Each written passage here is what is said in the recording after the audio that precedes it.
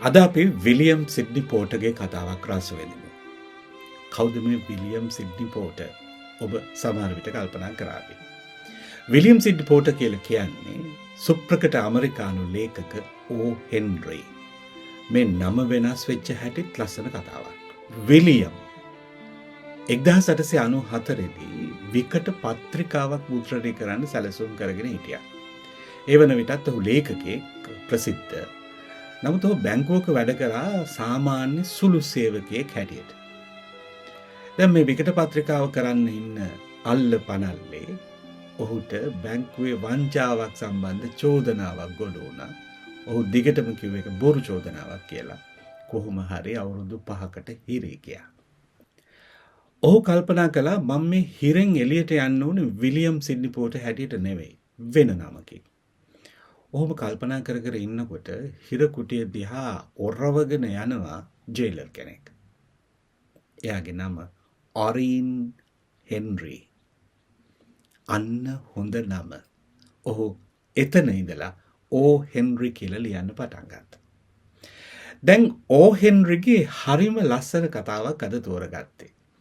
මේක මේ තරුණ දෙන්නෙක්ගේ විවාහක ප්‍රේමය පිළිබඳව, අන්‍යෝන්‍ය බැඳීම පිළිබඳව බොහෝම හිතට දැනෙන සංවේදී කතාවක්. හැබැයි මේ කතාව සෑහෙන ප්‍රසිද්ධයි. ඒ නිසා ඔබ මේක කලින් අහලා තියෙන්නත් පුළුවන්.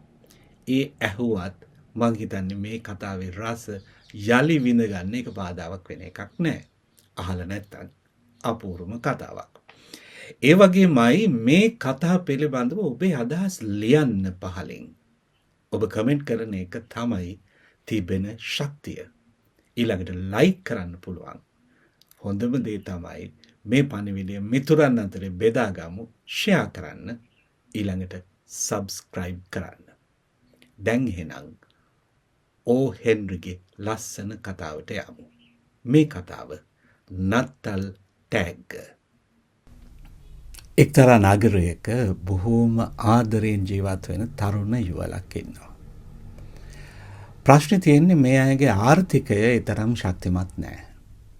ඉතින් මේ තරුණ බිරිඳ පුළුවන් තරම් අර පිරිමැස්මෙන් තමයි ජීවත් වෙන්නේ.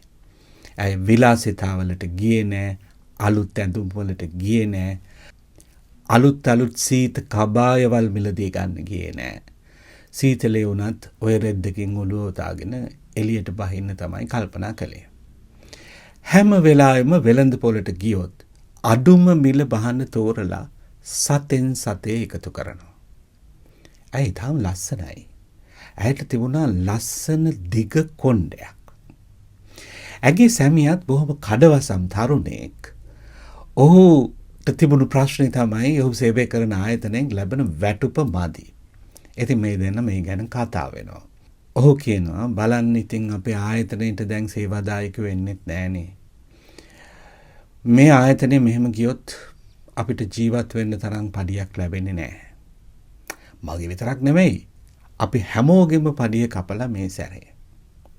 දැන් මෙහෙම කියද්දී අර බිරිඳ ගේ ආස්පස් කරනවා. නත්තල ළඟ එන නිසා. මේ බලන්න. ගිය පාර නත්තලට ඔය අරන් දීපු රෝස මල්. ඒක තාම ලස්සනට තියෙනවා. නත්තලේදී ඉතින් මොකක් හරි තෑග්ගක් දෙන්න එපැයි. කොහොමද ඒක කරන්නේ? දැන් මේ දෙන්නම කල්පනා කරනවා. සැමියා බිරිඳට, බිරිඳ සැමියාට නත්තලේදී තෑග්ගක් දෙන්න වෙනවා. ඒත් මේ පාර නත්තලේ ඒක කරගන්න හරිම අමාරුයි. මේ කතාව යන අතරවාරේදී අර තරුණ සැමියා ඔහුගේ ඔරලෝසුව එළියට අරගෙන වෙලාව බලනවා. දැන් ඒ කාලේ තියෙන්නේ සාක්කුවල දාන ඔරලෝසු. ඒ ඔරලෝසුවේ චේන් එක හොඳටම පරණ වෙලා. බිරිඳ කියනවා මේ චේන් එක හරි පරණයි නේද? ඔව් අනේ. මට මේක දැන් එළියට ගන්නත් ලැජ්ජයි වගේ. මේක එළියට ගත්තොත් අර පරණ චේන් එක පේනවනේ. ඒත් ඉතින් වෙලාව බලන්නේ නැතුවත් බෑ. හැබැයි මම මේ ඔරලෝසුවට පණ වගේ ආදරෙයි. මේක මට දුන්නේ මගේ තාත්තා. ඒක නිසා කොච්චර මේක පරණ වුණත් මම මේ ඔරලෝසුව අතාරින්නේ නැහැ. සැමියා කිව්වා. ඊට පස්සේ ඇයත් ඔරලෝසුව දිහා බැලුවා. දුර්වල වෙච්ච දුර්වර්ණ වෙච්ච ඔරලෝසුවේ චේන් එක දිහාත් බැලුවා. ඔව් ආපහු යන්න ලෑස්ති වෙනකොට ඔහුට අවධානය යොමු වෙනවා තමුන්ගේ බිරිඳගේ ලස්සන ඇයට තියෙන කොණ්ඩය. ඒක කොච්චර ලස්සන එකක්ද. මේ පලාතෙම මෙච්චර ලස්සන කොණ්ඩයක් තියෙන තරුණියක් ඇත්තෙම නැහැ. ඔහු බැලුවා ඇගේ හිස. ඒ කොණ්ඩෙට පළඳලා තියෙන ඊටාම බාල වර්ගයේ කොණ්ඩ කටු. ඔහු ඒවා එකින් එක ඉපත් කළා. මේ බලන්න. ඔයාගේ කොණ්ඩේ මේ විදිහට වනලා වගේ දැම්මම තමයි ලස්සන. ඊට පස්සේ බිරිඳත් hina වුණා. ඇගේ සැමියා කියනවා කනස්සලු වෙන්න එපා. මං හිතන්නේ ළඟදිම මගේ පඩිය වැඩි වෙයි. එහෙම පඩි වැඩි වුණාම මං ඔයාට රැජිනකට වගේ සලකනවා. ලස්සන ඇඳුම් ගෙනල්ලා දෙනවා. ලස්සන කොණ්ඩ කටු ගෙනල්ලා දෙනවා. එතකොට බිරිඳ කියනවා බය වෙන්න එපා. ඉක්මනටම මේ පලාතෙම වැඩියෙන්ම හම්බ කරන පුද්ගලයා බවට ආපත් වෙයි. කවදාවත් ඔයාට වරදින්නේ නැහැ.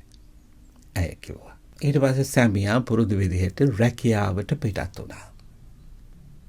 දැන් අර බිරිඳ කල්පනා කරනවා කොහොමද මගේ ආදරණීය සැමියාට නත්තලට තෑග්ගක් දෙන්නේ? ඇයට මතක් වෙනවා සතෙන් සතේ ඉතුරු කරපු සල්ලි ටික. එළියට අරන් ගණන් කරලා බලනවා. එතන තියෙන්නේ ඩොලර් 1.87ක්. මේකෙන් මොනවද කරන්න පුළුවන්? ඩොලර් 1.87කින් එයාට තෑග්ගක් දෙන්න පුළුවන්ද? ඇය හරිම කනස්සල්ලටපත් වෙනවා. කොහොම වුණත් ගිහිල්ලා බලන්න ඕනේ මොකක්ද එයාට ගන්න පුළුවන් කියලා. ඇය ඉක්මනින් සූදානම් වෙලා වෙළඳ පොළට යනවා. වෙළඳ පොලේ එහෙම ඇවිදිනකොට එක තැනකදී ඇය දකිනවා රත්තරන් චේන් එකක්. හරියටම හරියනවා ඇගේ සැමියාගේ ඔරලෝසුවට. ඇය ඒක දිහා බලනවා. වෙළඳ සැලේ ඉන්න පුද්ගලයාගෙන් අහනවා මේක මිල කීයද කියලා. මේ ගෑනු එක්කෙනාගේ ඇඳුම් දිහා බලපුවාම ඔහු ගණන් ගන්නෙත් නැහැ. ඔහු තවත් පාරිභෝගිකයෙක් වෙනුවෙන් දිගටම සේවා සපයනවා. අය උනන්දු කර කර අහනවා කීයද මේ චේන් එක? කීයද මේ චේන් එක? ඊට පස්සේ නොසැලකිල්ලෙන් උත්තර දෙනවා. ඩොලර් 21යි. රත්තරන් චේන් එක ඩොලර් 21යි. මේ 1800 ගණන් වලනේ. ඊට පස්සේ ඇය කල්පනා කරනවා කොහෙන්ද ඩොලර් 21ක්? ඩොලර් 1.87කට මේක ගන්න බෑනේ. ඇය කල්පනා කරනවා. සාප්පුවෙන් එළියට ගියාම ඇය දකිනවා කොණ්ඩය විකුණන්න පුළුවන්. ස්වාභාවික කොණ්ඩ මිලදී ගන්න සාප්පුවක් ඇයට හමු වෙනවා. ඇය ඒක ඇතුළට යනවා. ඇගේ කොණ්ඩේ දිහා බලලා සාප්පුවේ හිමිකාරිය කියනවා කැමති නම් ඩොලර් 20ක් දෙන්නම්. නැත්තම් යන්න. ඇය ඩොලර් 20කට ඇගේ කොණ්ඩය විකුණනවා දෙගිඩියාවෙන්. ඊට පස්සේ ඇය ඉතිරි ඩොලරයයි අර ඩොලර් 20යි දාලා තමුන්ගේ සැමියාගේ ඔරලෝසුවට රත්තරන් චේන් එක මිලදී ගන්නවා. ගෙදර යන්නේ සතුටින්. හැබැයි එහෙම ගිහිල්ලා කණ්ණාඩියෙන් ඇගේ මුහුණ දැක්කා විතරයි ඇයට දෙවියන් සිහි වෙනවා. දෙයනේ මං කොච්චර කැතද? එයාට මාව එපා වෙයිද? ඇයට ලොකු දුකක් ඇති වෙනවා. ඊට පස්සේ එයා දෙවියන්ගෙන් ඉල්ලනවා අනේ එයාට මාව ලස්සනට පෙනේවා කියලා. ඊට පස්සේ ඇය බොහොම චකිතෙන් කනස්සල්ලෙන් හැබැයි පුංචි සතුටකින් ඇගේ සැමියා එනතුරු බලා ඉන්නවා. ඇයට ඇහෙනවා සැමියා එන හඬ. ඔහු එන්නේ හරිම ප්‍රීතියෙන් ගීතයකුත් ගායනා කරමින්. ඊට පස්සේ ඇය ගිහිල්ලා දොර අරිනවා. සැමියාගේ සන්තෝෂය අවසන් වුණා. ඔහු පුදුමයෙන් ඇය දිහා බලාගෙන ඉන්නවා. මොකද්ද මේ කරගත්තේ? පනින් වැටෙනවා. ඔයා ඇයි මේ කොණ්ඩේ කැපුවේ? ඔහුට දරා ගන්න බෑ.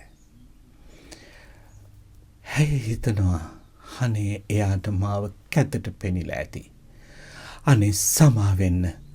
මං මගේ කොණ්ඩේ විකුණලා ඔයාට නත්තල් තෑග්ගක් ගත්තා. මේ බලන්න. ඇය නත්තල් තෑග්ගේ ඇසුරුම හොවෙත දික් කරනවා. ඊට පස්සේ ඊටාම කම්පණයට පත් වුණු ඇගේ සැමියා ඔහු ගෙනාපු තෑග්ග දෙනවා.